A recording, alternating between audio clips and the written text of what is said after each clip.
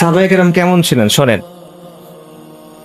আমিরুল মুমিনিন উমর ইবনুল খাত্তাব রাদিয়াল্লাহু আনহুর সময়ের কথা। উনি মসজিদুন নববীতে বসে আছেন।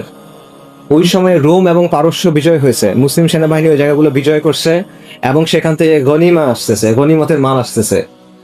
মসজিদুন নববীর সামনে স্তূপ করে রাখা হচ্ছে ধন সম্পদ। সাহাবায়ে কেরাম খুশি, কিন্তু ওই সময়ে উমর রাদিয়াল্লাহু আনহু কান্না করতেছে। তাকে সাহাবারা জিজ্ঞেস করছেন, আমিরুল মুমিনিন আপনি খুশি না কেন?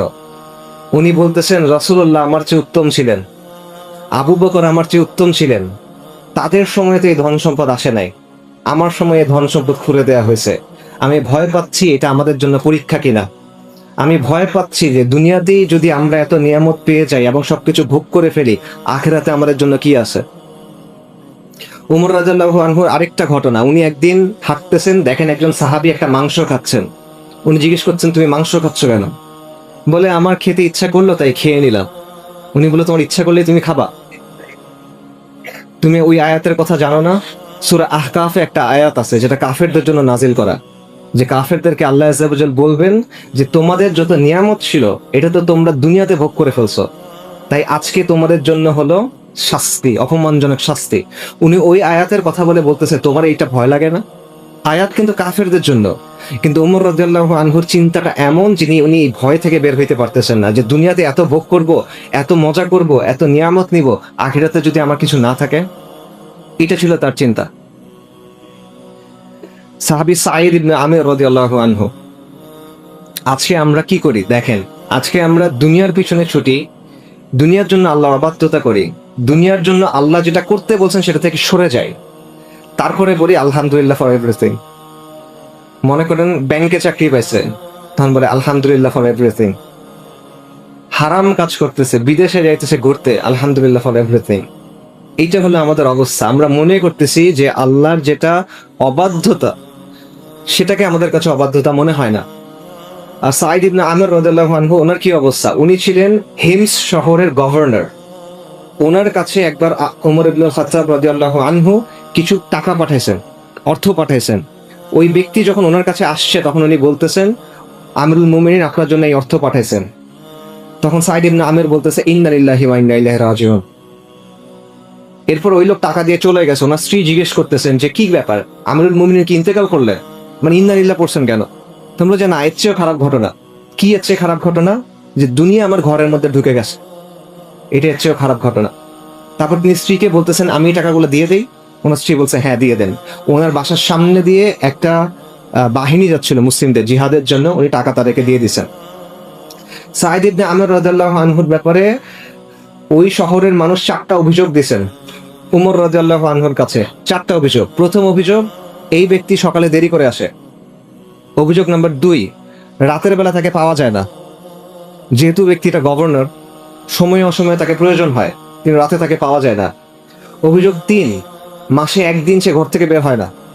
অভিযোগ নাম্বার 4, এই ব্যক্তি হঠাৎ হঠাৎ অজ্ঞান হয়ে যায়।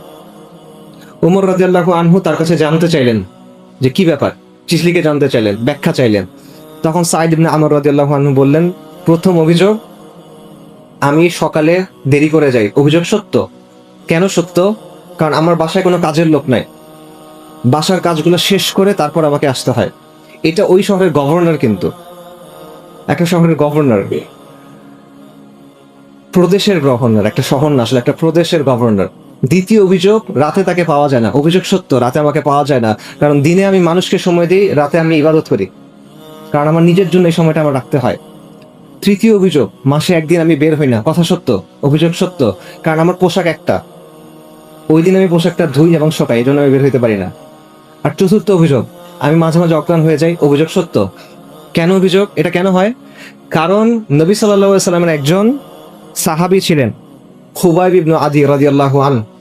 মক্কার কুরাইশ ওনাকে বন্দি করে নির্যাতন করে হত্যা করছিল, এবং তখন খুবাইব রাদিয়াল্লাহু আনহু একটা অভিশাপ দিয়েছিলেন উপস্থিত সবাইকে। তো ওই সময়ে সাঈদ রাদিয়াল্লাহু আনহু তখন ইসলাম গ্রহণ করেন নাই, তিনি ওখানে উপস্থিত ছিলেন।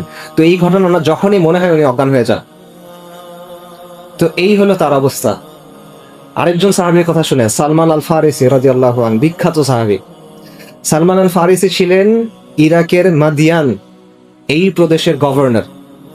উনি যখন গভর্নর ছিলেন, ওনার পোশাক ছিল এমন একটা জুব্বা যেটা হাঁটুর একটু নিচে পর্যন্ত যায়, এর বেশি নিচে যায় না। উনি গভর্নর থাকা অবস্থায় উনি জীবিকা অর্জন করতেন কিভাবে? উনি ঝুড়ি বানাইতেন নিজে হাতে, বেত দিয়ে ঝুড়ি বানাতেন, সেই ঝুড়ি বিক্রি করতেন।